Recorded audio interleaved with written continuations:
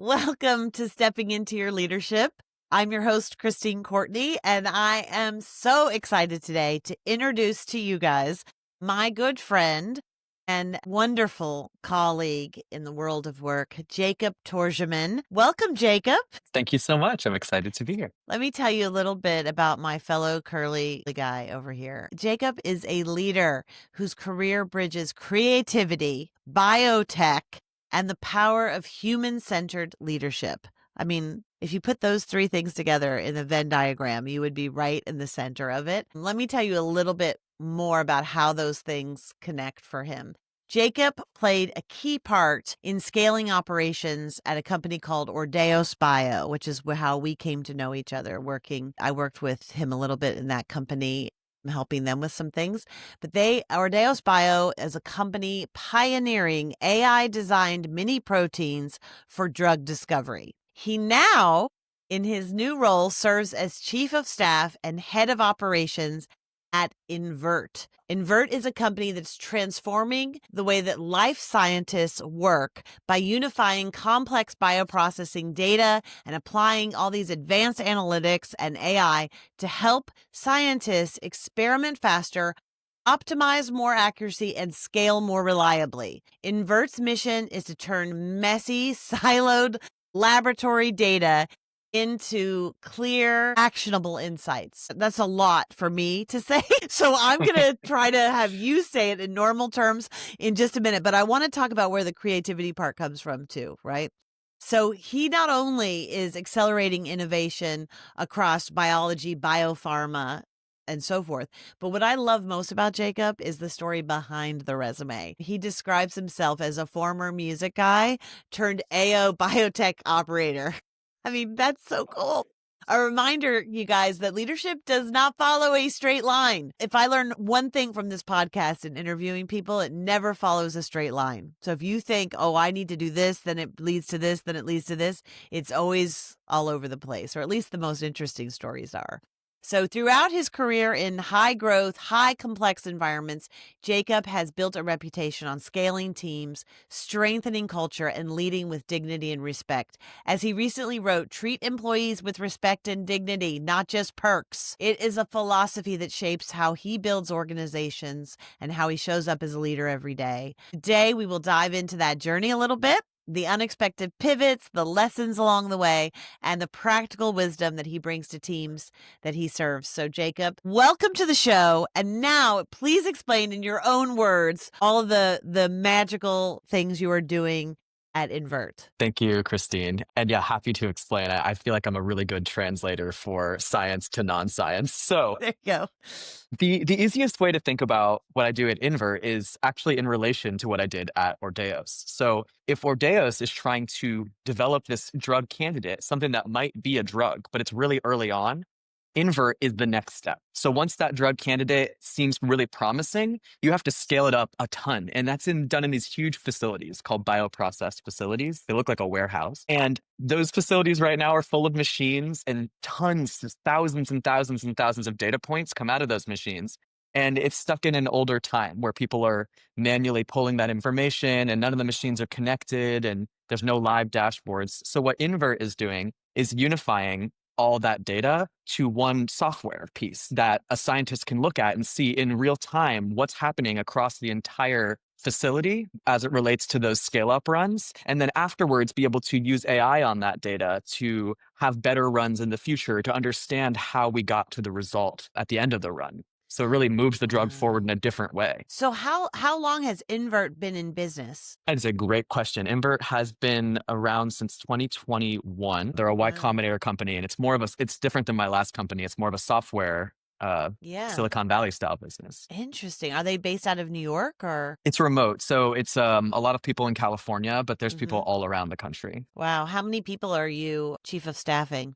How many people Yeah, are in the business? Invert is 37, I believe, right now. Mhm. Awesome. Well, that's exciting, Jacob. Yeah, I'm thank you so excited much. to see how where this leads in your journey and what you guys are able to do. It's amazing what's going on out there, people. Let's find out a little bit more. Here we go. So here's my first question because it's related to that. You're at the intersection of biotech and AI. So how do you lead teams when that science is kind of changing every day and you have those pressures coming from that side? Yeah, I think it is certainly one of the hardest things that I've discovered over the last 6 years is nothing is certain and nothing is constant in science. Ultimately, what you're doing when you're discovering something new or innovating this way is you're testing a hypothesis, which very much could fail, or another company could solve it, while you're doing it. And this has happened over and over. So what I've found that's really important culturally that has to happen top down is leaning into the joy of being a scientist and the joy of having a hypothesis and testing it for the sake of testing it. So that means when things do fail, because they will, right? You have a set of experiments, one of them will fail. You have to find joy in that and being like, okay, what did we learn from it? And yeah, I think you have to foster that in the team through a shared sense of curiosity about why did we fail or why did we succeed? I think that's where it starts. Do you find because you kind of have to hold that, do you find that difficult with the competing pressures of like the business side, but also just working with a bunch of folks who have a different kind of brain, like how do you do that? Yes, I find this really hard. You can't you can't operate fully in the same way that like an academic institution or a research institution operates. Like you can't just say, all right, everybody, try every idea you have, innovate no matter what, because ultimately you are under certain budget constraints or timeline constraints. You kind of have to answer for how you use your time and resources. So I think the most important thing then as a leader is making those constraints extremely clear to the team. And early on, like, here's exactly what we need to deliver and when. Here's how much, I don't necessarily say here's how much money, but I say, like, this is how many experiments, like rounds of experiments we can afford. And then once we've given that constraint, I think it's really important to let them loose on the problem and not try to constrain their solutions towards that once within the constraints. That's interesting. It's a kind of, I guess, transparency that really could go across any kind of business, right? To be able to show them here, let's pull the curtain back on what's the numbers behind this. Absolutely. And even like, I think it's important to share with them, like, here's how we will speak about our findings with the board or with the partner. Like, you can't leave them in the dark on how the business is going to operate within the scientific framework they're working within, or it's a recipe for disaster. And how do you, I mean, some of those folks I know are quite introverted. How do you get them talking about this stuff, working together as teams? Like, how do you, because I know I've seen you in action with them and you're always, gently pushing them a little bit outside of their comfort zone that way too, right? Because there's the team aspect. How do you do that? Like, what are some, Yeah. Yeah, it's hard because if you don't do it, you end up with the most confident, loudest scientists in the room and you go with their view, which is maybe right, but maybe not. It's hard to, especially with remote work, even more so if people are joining from Teams calls. So what I find really, really helpful is some form of whiteboarding, whether it be physical whiteboarding because you're actually together or like a Miro, like a virtual whiteboard. And then once you're there, having an actual blank page, maybe there's a question we're trying to answer and giving people time, like sitting in awkward silence for 5 minutes and saying, like, in this time, write down your thoughts and then letting them post it. And then I go through them. And, maybe I'll do some process to whittle those down. Like people vote after they've read all of them on the most interesting ones. But you have to give introverts time and space to get their ideas out. That isn't just everybody in a round table talking because it doesn't work for them. yeah. Yeah. And do you often lead those kinds of meetings around the innovations or around the science part? Yeah, that's what's so interesting is I facilitate all of those conversations because everyone else at the company is a scientist. And so even like the CEO, Dave Longo, is ultimately like an engineer and scientist. So it's better for him to participate in the discussions. And for me, it's important that I am giving the guidance and facilitation framework such that they can have the best scientific collaboration possible. Wow. And so as a facilitator, and I think this is really important for all of you out there to hear, because we're often put in a situation of managing a process that is not necessarily where our background is or what we think of on paper as our strength. But being a facilitator doesn't mean you have to be an expert in that. You have the experts in the room. So can you give us like a couple of tips on facilitating groups that maybe you're not an expert in? Because I think that that really translates to a lot of folks out there that have to lead teams. Yeah, this has been such a learning process as I've slowly learned more about protein engineering and chemistry over the years. So, what I like to apply design thinking, which is, I don't know where the concept comes from originally, but I learned it at Stanford, design thinking to actually how I do facilitation in these planning sessions or brainstorming. So that means in advance, I do have to do work. I have to meet with the end users, which in this case are the people who are going to be doing the brainstorming. And I need to know the ideal results for them of the brainstorm. Like, what are the things that they want to come out of it with? What is the information they have? What is the information they don't have? What are their pain points and what are their frustrations? And I need to find a way as a facilitator to create the right framework after I've had those conversations that not just asks the question, but has some kind of flow that gets to the real root causes we're trying to solve for, because they're not going to naturally find that. They're just going to immediately go into technical details. And it's sometimes not important because they can always do that when they get to the end of the process. But yeah, so my goal is to ask the right questions and give the right framework for them to work within. Yeah. What happens when they start going into the technical space and you start feeling like, oh my God, I'm a little bit lost here? How do you bring them back to the bigger picture? Yeah, I rely on norms for that and process as much as sometimes you want to just let people just let them talk about it. And every once in a while it's the right answer, but I found that most often you need norms. So we have certain norms of saying hey, let's move that to overflow, which is the end of the conversation, which is just when we're getting in too deep and maybe it's actually only going to end up involving 2 people out of the 19 people in the room. Good. Yeah. And people will say it. I'll say it, but other people will also flag and be like, oh, I think we should move this to overflow. And that's just been a norm we've developed over years. And then do you come back to that? How do you keep yourself disciplined to look at that? So often we use this in stand-ups too, daily stand-ups, but often we'll just keep a tracker, some kind of, it's kind of like a parking lot, the idea where it's just write it down in a bullet list. And then if you don't get to it at the end of the meeting, just tag the people who should have that conversation and say, hey, we need you to handle this offline and make a task for it based on your conclusions. Great. And I love that we use a parking lot thing. We're not always great about getting back to those things, or I kind of lose track of them sometimes, but I love the idea of putting it into a tracker that you or somebody else, can kind of monitor and then use as a task list or a way to set up another. You talked about something that was interesting though, that I have a lot of companies ask me about, which is the stand-up meeting.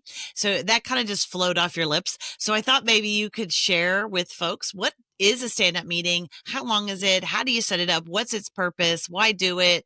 Because it's really used in a lot of startups, but also certainly with scientists as well. So why don't you share some of that? Yes, I love this question because it's something that I've implemented on all the teams at Ordeos, even ones who were like, oh, we don't want to do this. And now everyone loves their stand-ups. So what is a stand-up? A stand-up is called a stand-up because originally you actually stood up for the duration of the meeting. And that was to ensure that it was short. And if some people start sitting, the meeting needs to end. It comes from the tech software world, specifically San Francisco startups.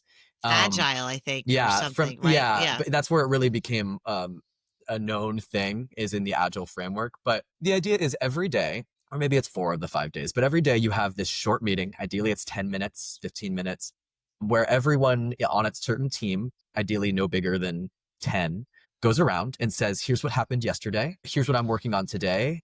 And any blockers, anything I'm running into that's slowing me down or might make it so that my work can't move forward. And you do not go into deep discussions. If deep discussions start coming up, you say, okay, let's move that offline for after. And everyone goes around and it's short updates from each person.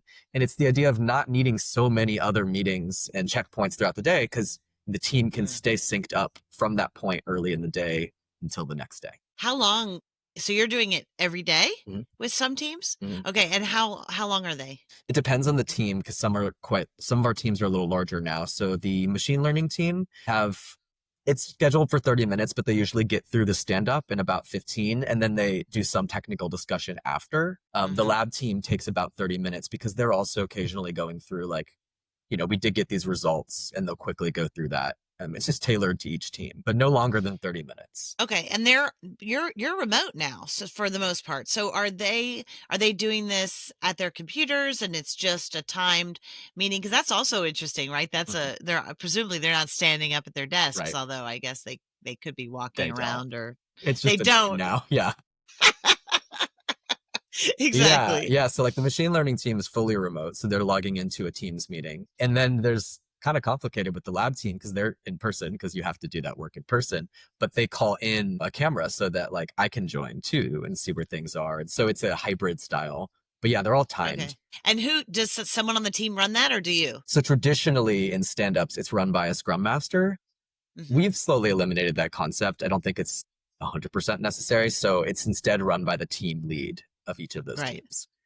And if you haven't heard the term scrum, that comes from, well, originally it comes from rugby, I think. Yeah, in terms of that time where all they're holding up against each other, everybody's together with their heads together in the scrum before the play starts. And I think Agile also used that term originally and kind of moved it to business. So sometimes I will say, okay, well, let's do a scrum for this, which can sometimes even be a 5-minute meeting if you are standing up in your office, but something that's quick where you could talk about some of the problems that you're dealing with.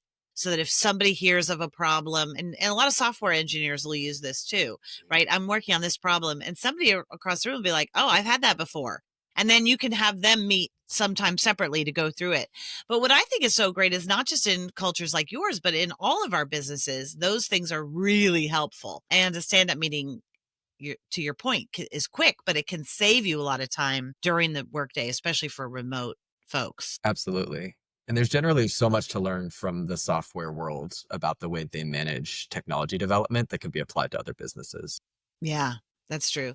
When you think about your team at Ordeos, what are your kind of non-negotiables of your leadership culture? Yeah, I think it's funny. It's a mix of mine and my CEO's as far as like kind of how we've melded over time. So some of my non-negotiables are pragmatism. And so I think I mentioned this earlier, but like we have constraints and we have timelines and we can't be idealistic and just shoot for everything. We have to have like, here's what we're doing. Here's the practical step forward. So I think pragmatism is something that is non-negotiable throughout our team. And then I think the other really big one is curiosity. And that means everything from, okay, like I said before, like, we failed, why? We succeeded, why? It means also like not letting anything be a black box. One big thing that's at Ordeos, if someone just says like, that won't work, it's just not acceptable. And, sometimes it's even like kind of gruff in the response. Like, it's like, oh, okay, well, we have to dig into that, right? We're not gonna take that answer.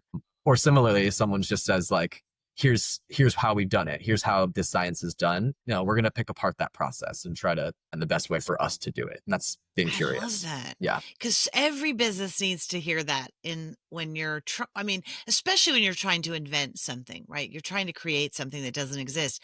But all of us can learn that because I've seen so many brainstorming sessions where people immediately, and it's some of us old timers that always are like, we've done that before, back 15 years ago, or that won't work. And, it's hard because sometimes that's right. And it's also immediately stops possibility because sometimes it may not be exactly what they said, but there may be a gem inside of there. So I think it's great because in your world, it's especially true, but we can all learn from that.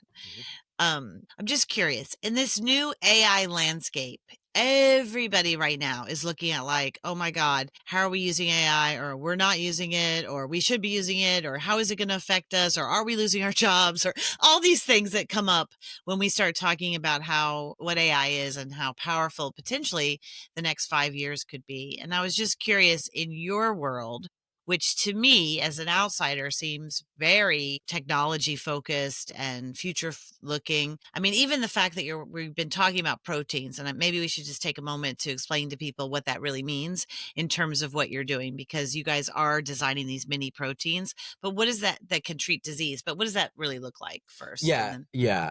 So proteins is just it's a form of way to talk about like the candidates for potential therapeutics. So when I say we're generating proteins, we're generating a preclinical drug candidate that could then eventually move to clinical trials and go into patients. Yeah. And really, I know a lot of this stuff is confidential, so I don't want to share it, but the things that they're looking at treating are quite remarkable and really inspiring. Like, I love working with your company for that reason. Like, talk about big missions and big life changing work. But with that in mind, how do you see that AI fitting into the landscape of your business? Because so many people are wrestling with this for their businesses right now. Sure. Yeah, it's interesting because you'd think that everyone at Ordeos has been using AI in their individual workflows for years, but that's not the case. So even though my engineers they've built AI models and used them, really it's been this last year that we're like, okay, how do we incorporate other forms of AI like GPT or Gemini, these LLMs into our workflows? Mhm. And that's been a big initiative.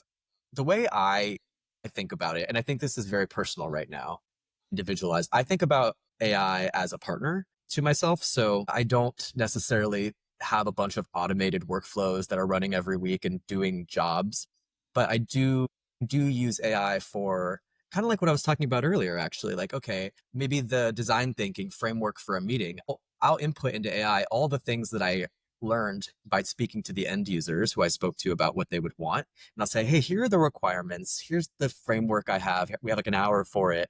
How best might I split up this meeting to be a really effective brainstorm? And then, maybe I take some of that because I'm like, oh, that's helpful and it helps me get unstuck. And then the rest of it I do based on my own experience. So it's a thought partner. And I think the same thing is true for our engineers for coding, right? They'll do a specific function of a certain part of their code they have to write using AI, or the biologist will use it to research a hard problem. It's a partner. Yeah. Yeah. I think you just made me, when you were talking about design thinking, we studied it at our company a number of years ago. We focused on IDEO and some of the work they were doing, but definitely out of the Stanford program. And I think I want to have you on separately, just with a couple of people, to talk about the design thinking model and how to use that in your approach if you're a manager or a leader, because it can be really Mhm. powerful. Um, and in the meantime, for those of you listening who are interested in what that means or more of the specifics, we'll put some of the notes about design thinking and using it for a meeting process in the show notes if you want to see that. Jacob, the other thing that I know about your life is that your background comes from the arts, as does mine. And I was just curious, kind of one lesson from your own career or your background that reshapes how you lead, because you're not exactly the normal candidate on, in terms of your background to be a chief business officer at a biotech company, right? And that's what I also love about you, is that you're so curious yourself. You're so ready to jump in and work with these folks and so forth. But what do you think, tell people a little bit about your background personally and how that affects how you lead. Sure. Yeah. So my background was originally, my undergrad was in music, and I was often a music director, a conductor, an arranger, a composer, and a singer. And music was my first love. And that's what I did after that as well. I used to work in a studio as a producer. And then I was also a music educator for a while, working with middle schoolers, teaching them about music. And some people have asked me, like, oh man, do you regret that? Because it's a very different direction that I'm in now. And the answer is no. I love everything that made me. And I also love what I'm doing now. And I think it's made me approach everything in a very different way than I would had I not had that. Yeah. How do you think those skills weave into what you do now? It's strangely not that different because for so long, for so much of my music background, I was a music director and a Mm. producer. And your job in that way, or even a conductor, is to take a room full of incredible musicians, of really talented people with ideas and